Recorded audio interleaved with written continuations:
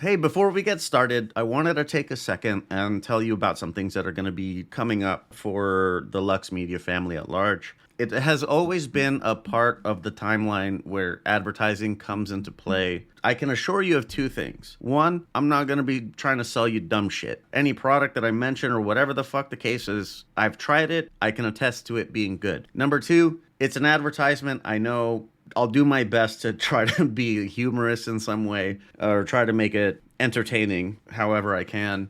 If you want to keep the ad-free experience that you've been enjoying, I would highly suggest going to Patreon. In addition to having like the raw cuts, you can also get the same version that would be public, but it's ad-free. Just the way that you've been listening to it before, it'll be the same thing.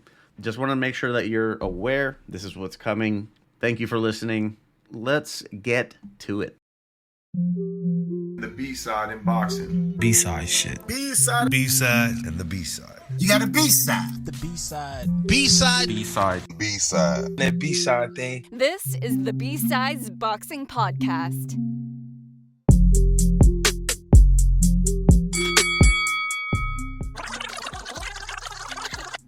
Jermel's coming back? Yeah, he's back in camp and all that, whatever the fuck that means.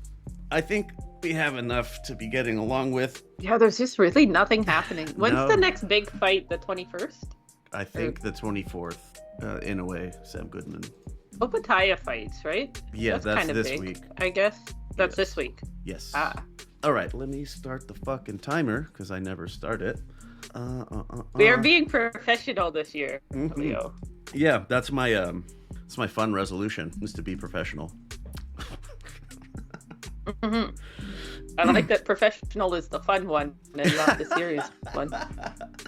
I think that's as good a time as any to get this fucking bitch rolling. Oh man, do you want to hear all that fun shit? Well, you're gonna have to go check out the Boxing B-Sides over on Patreon, because that's the hootenannies and the hoedowns. What are those? Yep. Question mark. Go find out. All right, so Boxing B-Sides, we're back.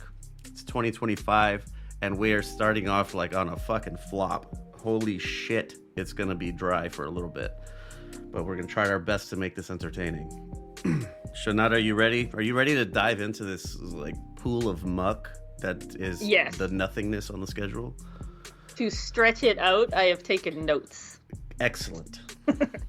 This is my fancy professional podcasting with notes. As we always do, a little bit of a shout for Ultimate Effin' Casuals. We did our yearly picks over there, just like we did here on B-Sides.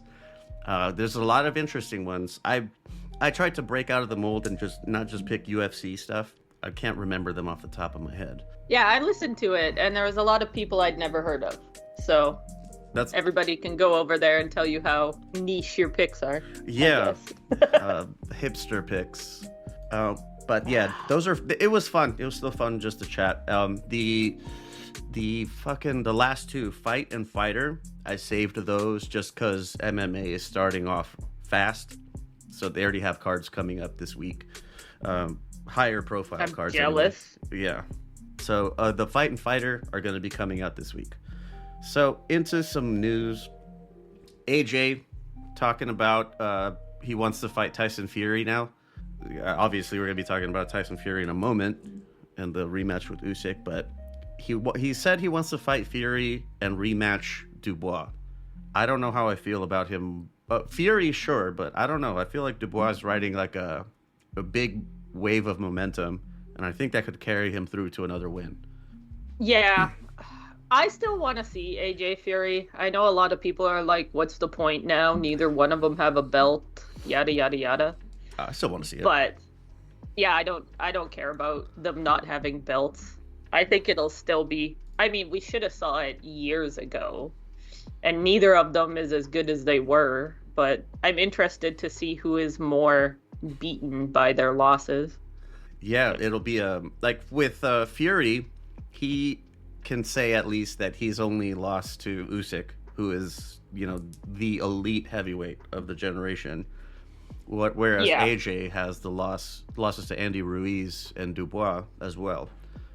But AJ's already come back from losses before. Fury, we've never seen him really come back. I mean, this last one was kind of a comeback, but he had himself convinced that he hadn't really lost the first one, so. I would say a good comeback one that I think it's a legitimate loss that wasn't counted was the first Wilder fight. Because that dude was fucking dead. If that was anyone else, or if it was another referee, that shit would have been waved off. I agree. That fight was over. But it turned out that he could get up, after 15 seconds or whatever it was. But that one, he came back in the second Wilder fight, and he beat the fuck out of him the second time. So I thought that was a good comeback. Fair. That's a good point. And as far as AJ calling out Dubois as well, I don't think AJ should fight Dubois, but I kind of like that he's calling him out. He's not avoiding him and being scared. Like somebody we'll be talking about next time. Exactly. Yeah. But fighting Dubois again, maybe not the best idea. I think that's a bad idea. Yeah, it's not the best idea. It's good, but you're right. It's good to have... don't leave his name out of the conversation, even if you don't actually take the fight. It makes sense. Well, there's no reason for Dubois to take the fight. Why would he fight AJ again? Right. AJ, either one, if they were to do it again, the winner's going to probably fight Usyk. And of those two, I would rather see Usyk Dubois 2 than AJ Usyk 3. I would like to see Usyk just retire. Yeah. Go out on the best win possible. But if he fights anyone, I think it should be Dubois. Go out, beat the best twice, so there's no questions, and then go home and live a nice life in Ukraine. Whatever's left of it, anyway. Well, or somewhere else. Usyk has money. He could relocate. He doesn't strike me as a type that would want to leave, though. No.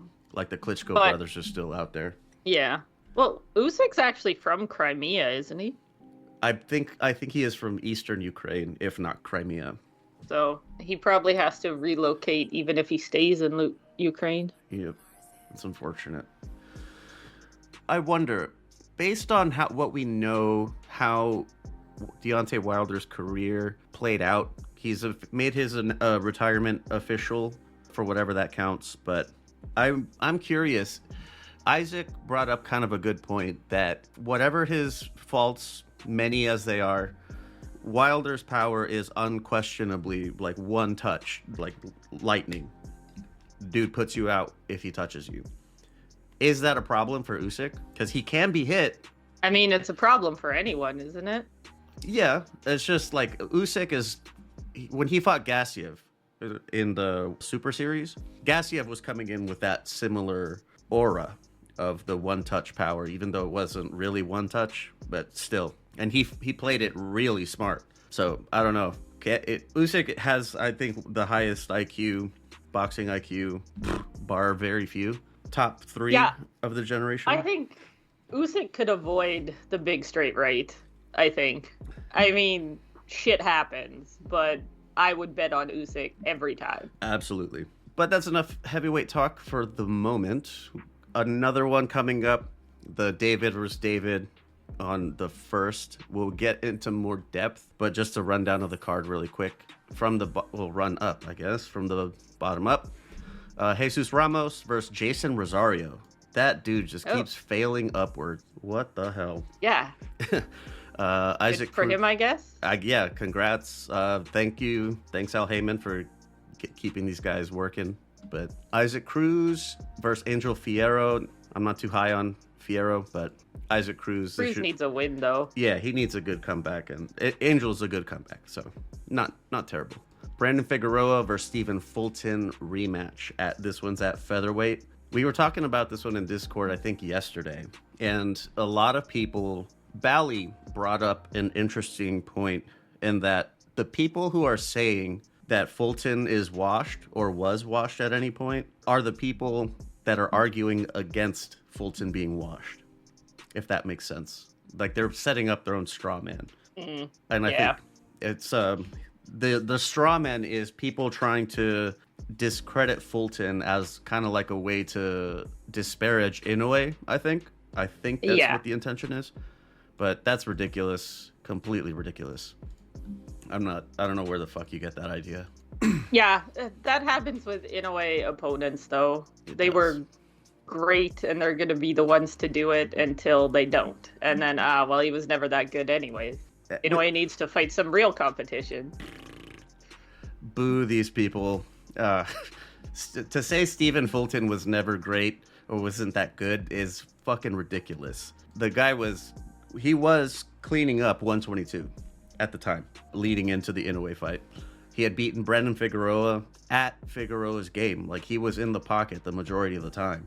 And he beat Angelo Leo. That win has aged very well. So I don't know what more you want. What else do you want? Stephen Fulton was at the time considered like top 8 to 10. Maybe you could go like 12, I guess. But top 8 to 12, pound for pound. Unified champion, a lot of solid wins.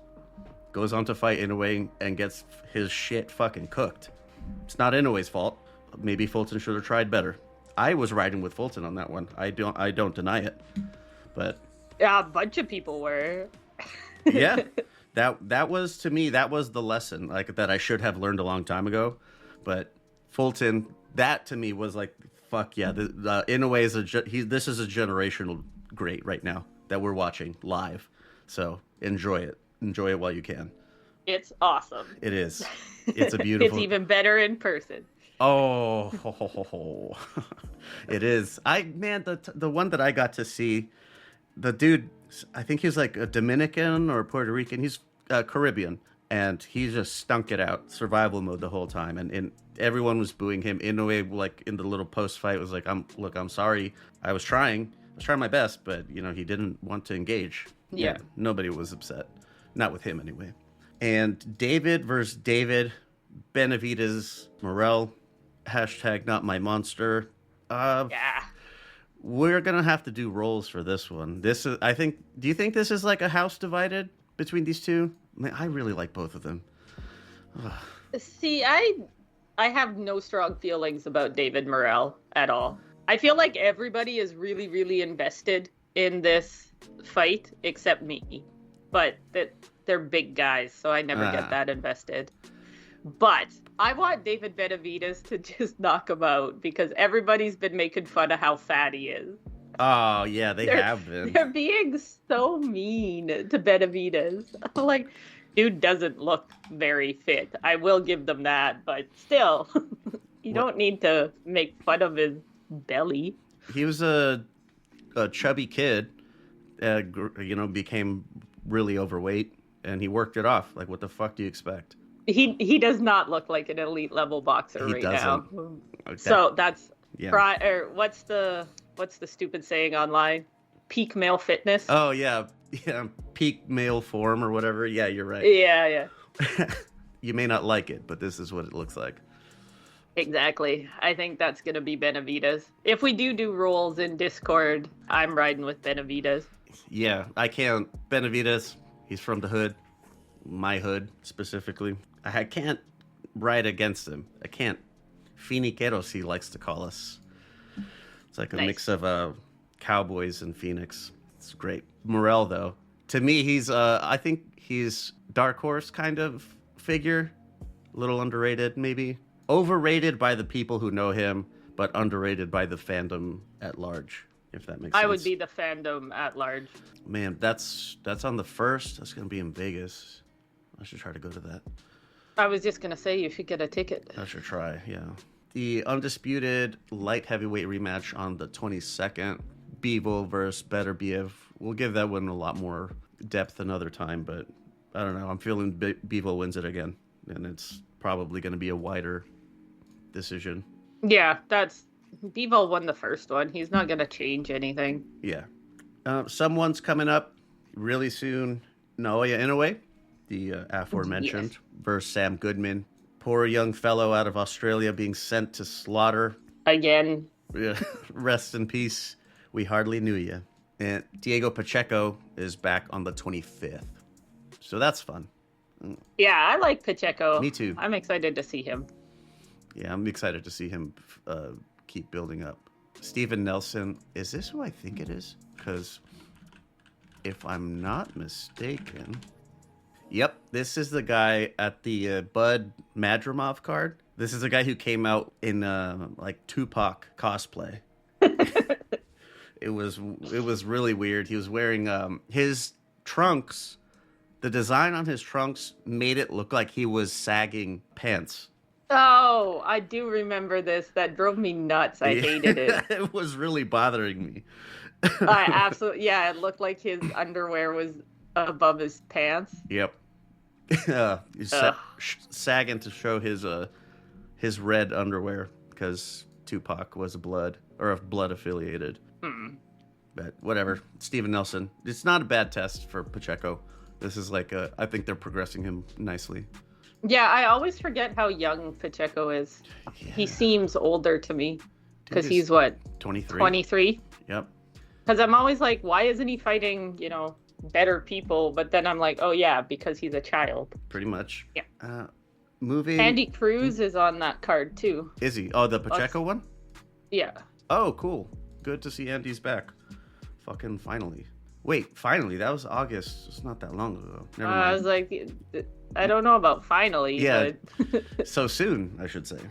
But yeah, when you're climbing the ranks, a little older, spent a little extra time beating up teenagers, so. Yeah, but he's a Cuban 29, so who knows what that means. Yeah, we're probably the same age. That's it for some news, though. Oh, Jack Catterall versus Arnold Barbosa on the 15th. Great fight. Very good for Barbosa. Catterall also coming off the Prograis win, so this is what you would want to see from these like B-level guys.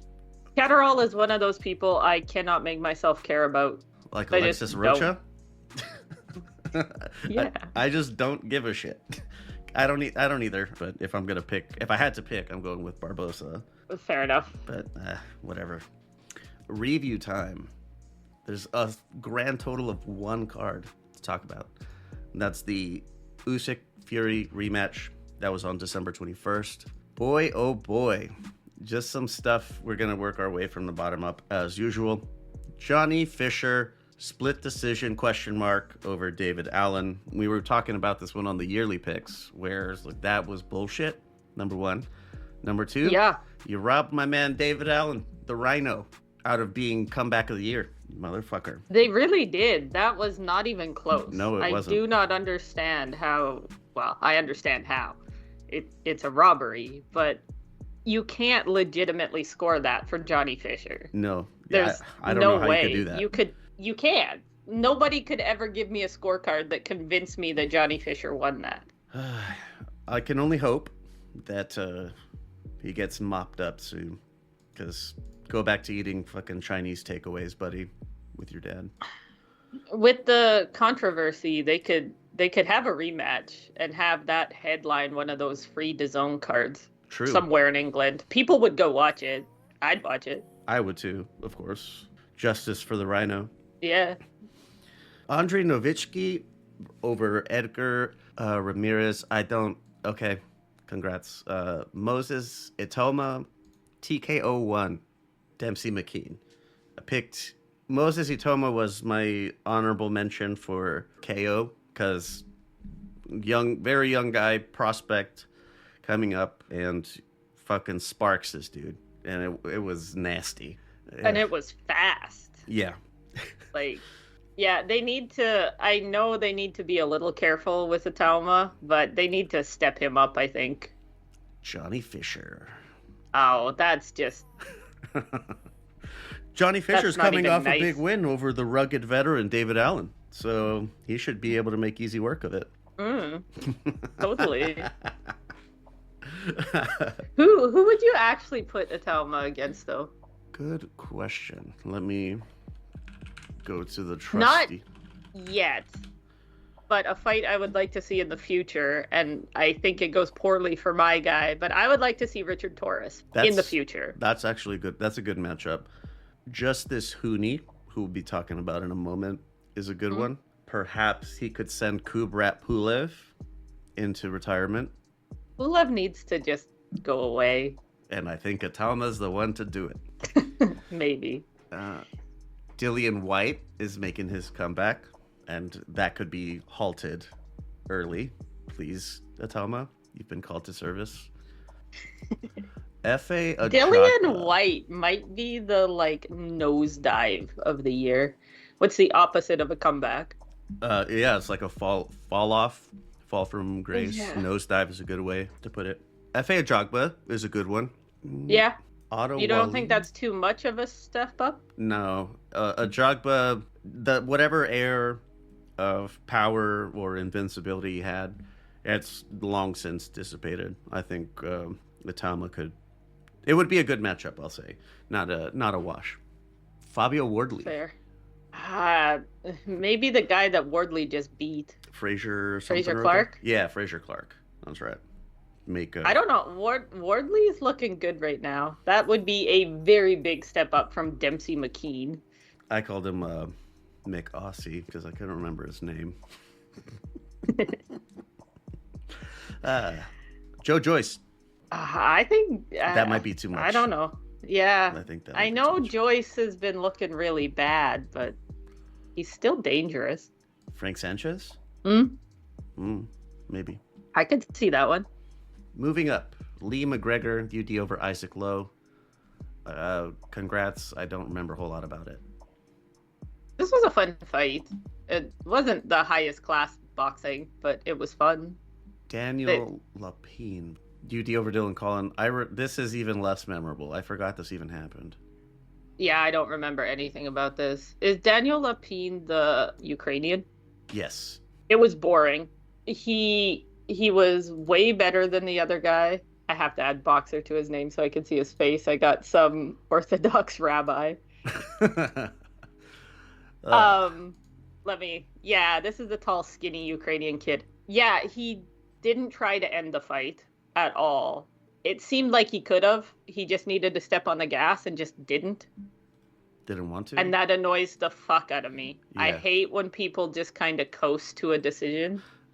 And he was boring. Unfortunately, I remember this fight because it was annoying. You know what wasn't annoying? Sergey Bohachuk. Bohachuk is never annoying. No. I love Bohachuk. Big ups to Ishmael Davis for taking this on really short notice. That is a huge fight to take up, with only a few days of lead time. So credit to him for going as far as he did. Got stopped in the corner. Didn't want to continue after round 6. So yeah, I don't blame him. Not He was at just all. taking a beating. yeah, that's how it's supposed to be when you're losing in that fashion. Just like fucking pull the plug, dude. You did your best. You didn't have a camp, so you have nothing to be ashamed of here. And it's Bohachuk. Bohachuk just outworks everyone anyways, even with full camps. Like, what's next for Bohachuk here? Obviously, Madrimov, you would want to get that one, or you want to get the Virgil Ortiz Madrimov winner, right? Either way. Yeah, I think Bohachuk could handle either of those guys. He already I don't know handled if he- Ortiz. Yeah, that's true. Bohachuk Madrimov would be interesting. Yeah, that one interests me more. As exciting, like Ortiz Bohachuk was our fight of the year pick, like for both of us, and that was I'm not. I'd rather see Madrimov first before seeing Ortiz again. Yeah, I think so too. Either way, But a lot of prospects, a lot of upside here. I'm really happy to see this guy getting the recognition he deserves. yeah, people are finally paying attention to Bohachuk. Mortazaliev, guess- the dude that beat Tim Zhu. I don't remember him at all. He's guess- Russian, so I'd like for Jeez. Bohachuk to beat him up. Nice. Oh, yes, this guy. Yeah, I think Bohachuk would outwork him. Because he doesn't have a belt, right, Sergey? Nope. Poo-poo. Tim Zhu, if he can get his mind right, I think that's Tim Zhu needs a couple give-me's, I think. yes. Just that would be one I'd like to see if Tim Zhu can get back to form. That's a great one. Yeah. I'm worried about Tim Zhu. I don't know if he's going to get back to form. We go into that a little bit more on the year picks. Villain of the year, Tim Zhu's corner. Go check that out. The guy that won the overtime, Andreas Katsarakis. Oh, yeah, I don't usually watch the overtime ones. I should. They seem fun. They're all right. It's a good tournament format to get people up the ladder and into title contention. I also like the idea of the overtime format. Yes, the round. The no extra round. draws is fun. Yeah. Anything more for Bohachuk? Mm-mm. To the main event. Alexander Usyk, UD over Tyson Fury. The only belt that was not on the line here is the IBF that Dubois has, question mark. But Usyk, it was like 8-4 on all three judges. Yours was 8-4. Isaac and Nathan both had 8-4. Seems like I think that's just the score. That's just what it is, man. Yeah, I was making fun of it that all the judges had the same score, but when I watched it back and scored it, it's what I got. Man, is there I think when we were talking about like AJ's call-outs, we kind of already touched on a lot of it. Like Usyk, if you're going to keep fighting, the only one I want to see is Dubois rematch. Yeah. That's really it. Fury, do whatever you want, pretty much. Yeah, Fury could just disappear as well. He could. I took a lot of notes on this fight because it annoyed the fuck out of me. So, number one, Fury looked worried the entire fight to me. Like, genuinely not scared, but just nervous. And he came in with his fucking shorts around his tits. Did you notice that? I did.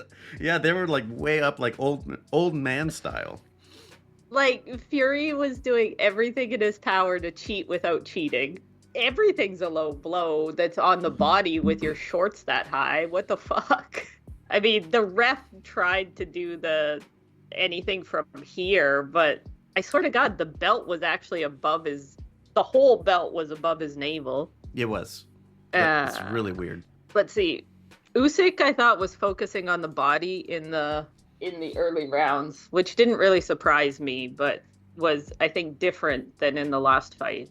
Usyk was really trying to work Fury's body, and Fury had this really weird slappy backhand instead of a jab. Did you notice that? Yeah, he does that sometimes. Only time I've ever seen anyone call him on it, I think it was the second Chisora fight. The only time anyone ever said anything. It looks like a backhand to me. Like, I don't think it's a legal boxing punch. It is a backhand.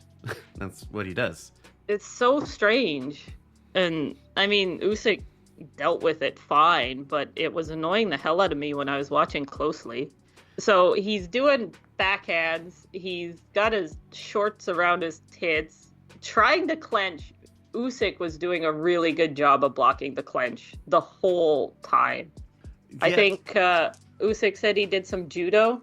Yeah, he was like doing wrestling practice to be able to keep him off him. Like the extra weight, Tyson Fury, this is one of his heaviest weigh-ins, as like 285 or some shit.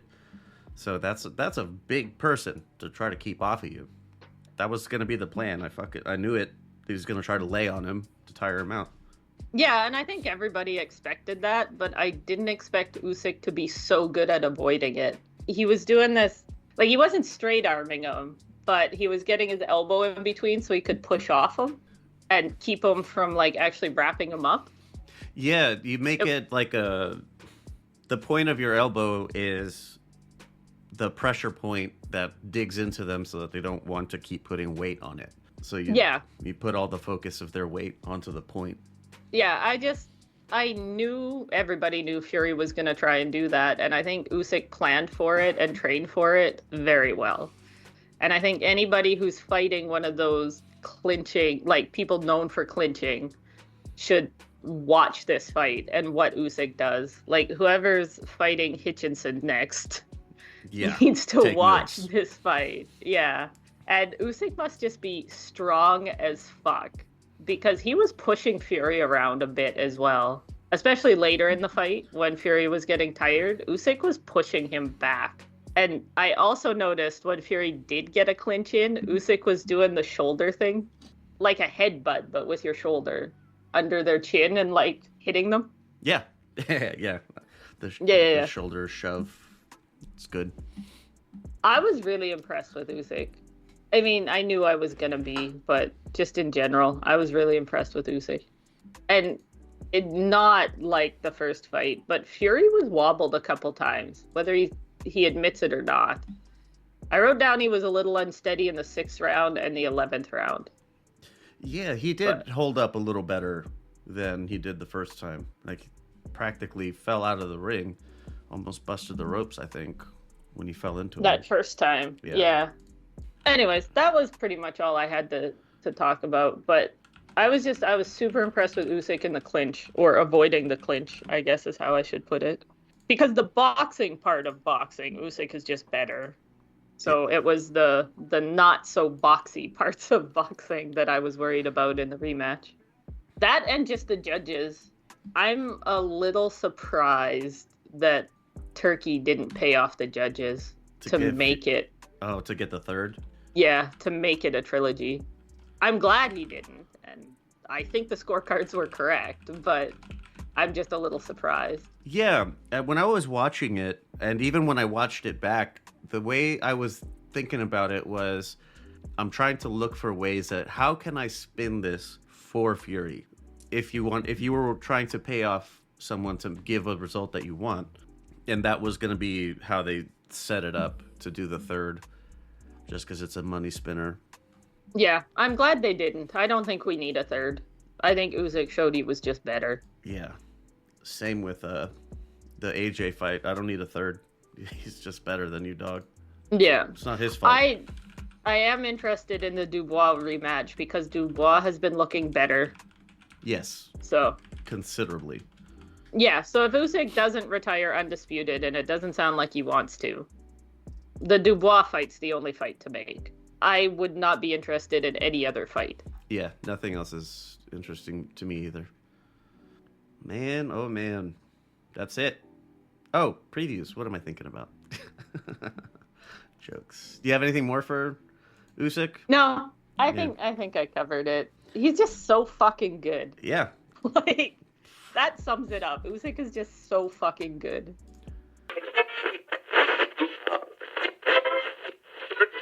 Anyways, previews. Yes.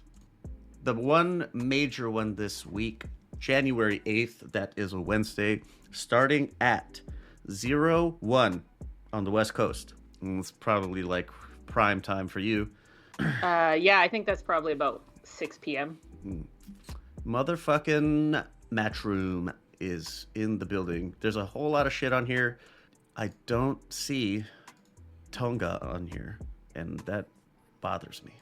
No respect for my guy. There's a bunch of shit on here. I don't know who these people are, so I don't really want to speak on them because I don't know. But is the Mahoney related to the other Mahonies? Maloney, are you thinking of those? Oh, yeah. No, I'm thinking of the Maloney's. I did this on Discord too, I think. Fuck. All right. So the few that there's a Letty.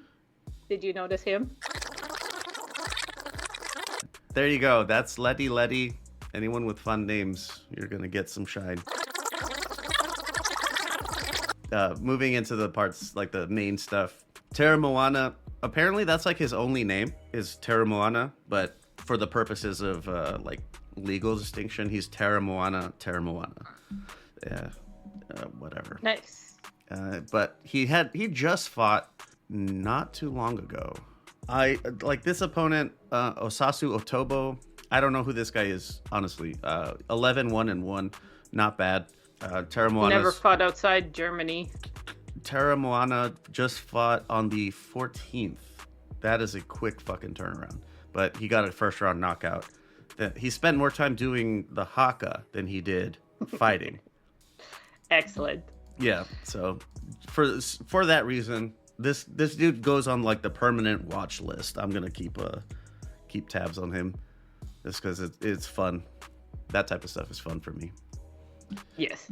Justice Hooney, also on a pretty quick turnaround. He fought on the 11th of December, and now he's back. He got a second round KO versus Leandro Robuti. He's fighting Sean Potgieter. I don't know how to say that. Yeah, I think you nailed it. Who is 10-1, South African fellow. Holy shit. Never fought outside of South Africa. Nope. Hooney, though, he's on his way up, so that's fun. I'm surprised he fights at heavyweight. Well, he's Joseph Parker's size, so all right. Never mind. Yeah, he's he's weighing in over 230 most of the time. Yeah, it's the height thing. Like, because Richard Torres is like 6'1" or 6'2", weighs the same, but like at 6'1", you can probably shave off a little bit of that. Yeah, I know what you're saying. Yeah. And main event, IBF cruiserweight.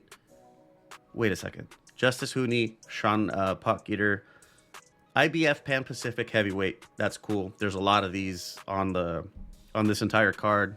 A lot of IBF Pan Pacific stuff. WBO global heavyweight title. What? I didn't even know that was a thing. What the fuck does that mean? Okay, I'm not the only one who thinks it's fucking weird. If it's global, why isn't it just the real belt? Why is it not the world? Is the globe and the world, are they not the same thing? This is the flat earther or Non-flat not flat earther. Yeah. Yeah. WBO global. That one really fucking gets my goat. What the hell is happening here? Yeah. Dude, They just need extra belts to give people so they can charge more money. Yeah, pretty much. Just to collect sanctioning fees. WBO global? Like, dog, what? Are you... Well, I'm going to send them a strongly worded letter. Mm. All right, main event. IBF World Cruiserweight title. This isn't the IBF fucking global title. Whatever the fuck that would mean. Anyway, Jai Opetaia, the champ, fights David Naika. He's Kiwi, cruiserweight, so he's not that great. I've seen a few of his fights. It's Kiwi versus Aussie, so that's always fun. Yeah, that's what this is. This is like I guess a friendly rivalry. I think Opetaia It's easy work. Easy work. But I'm gonna cheer for the underdog just to piss off people. Would you say that you're cheering for the B side? Yes. Yes, I would. Cue that sound effect. Also, did you see on BoxRec his alias is the nice guy? I did. I didn't want to mention it because it's really stupid. Well, this time nice guys are gonna finish first. Oh. All right, canceled my sound effect. That's what's gonna get it right there. It's better than Opetaia. Opetaia doesn't even have an alias. Yeah, I don't know what he would want to. How do you have a world title belt and no nickname? That's lame. But that's it for the Matchroom card. Other than that, it's just two little ones getting to the bottom of the barrel here. That's how far down I had to go to get these. These are pretty degenerate cards. They are quite. There is on the 10th, that's Friday, at Club Cherry in Don Torcuato, Buenos Aires. The only reason I picked this one up is because it's promoted by Marcos Maidana. And that's really it. But Kevin Munoz and Brian Arguello, they're decent prospects, it seems. I don't know that much about them, but yeah. I mean, it's probably hard to get info on Argentinians. Yeah, random Argentines out of nowhere. Yeah. And I had to find this on pretty short notice. It was honestly kind of difficult to get the name of the venue, but whatever. But that's Marcos Maidana's card. How fun. Saturday the 11th. Boxer. Club Cherry, do you think it's in a strip club? Oh. It's kind of got strip club vibes. It kind of does have that kind of name. It might be. With the magic of editing, I'm going to get this found out real quick. Club Cherry. It looks like it's just a nightclub. Yeah, it's just like a dance party club. All right. On the 11th, Boxer at the Park Community Arena in Sheffield. The only ones really worth pointing out, Caroline Dubois versus Jessica Camara. WBC lightweight titles on the line here, so I expect Caroline's going to keep it. And Callum Simpson versus Steed Woodall for the British and Commonwealth super middleweight titles. That's it for this one. Really tried to fill it in there. Now, outro shit where it goes. Thanks for listening to this episode of The Boxing B-Sides, a Lux Media production. If you'd like to give your thoughts, or you're dying to tell us how casual you think we are, you can be a lame and you can text our anonymous line 833-589-7637. If you want to stand on business, call and leave a voice message. We'll see if you're entertaining enough to make the final cut of the show. 833-LUXPODS. You can't go wrong. If you prefer to hit us up on social media, the account name is LVX Media Net, all one word. That's on YouTube, Instagram, Twitter, all the rest of that shit. If you can't find us, chances are we're not on it. A lot of stuff gets cut out of the final releases for all kinds of reasons. So if you want the raw audio, exactly as it's recorded, look us up on Patreon, LVX Media Net over there just like everywhere else. Even if you don't sign up for Patreon, you can still help us out a lot if you hit us with a rating on whatever app you're listening on. If you're not feeling a $5, you have our number or you can hit the DMs. Let us know how we can earn that full $5. Intro and outro music by Middle of Nowhere Beats. And for more shows like the one you just listened to, go to lvxmedia.net. Right there.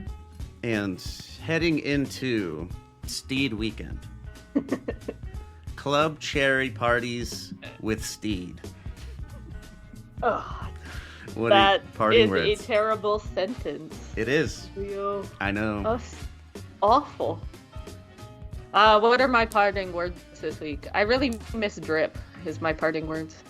Yeah. He was really good at this and getting them started and giving me time to think. Maybe that's my New Year's resolution. I will write down my parting words before we do this, and they're going to be insightful and funny. Nice. Oof. If we're going to go to Club Cherry this weekend, then my advice or my parting words to anyone is drink responsibly. If you're drinking, you don't drive. If you're driving, you're not drinking. What's the, if you can't be smart, be safe? Yeah.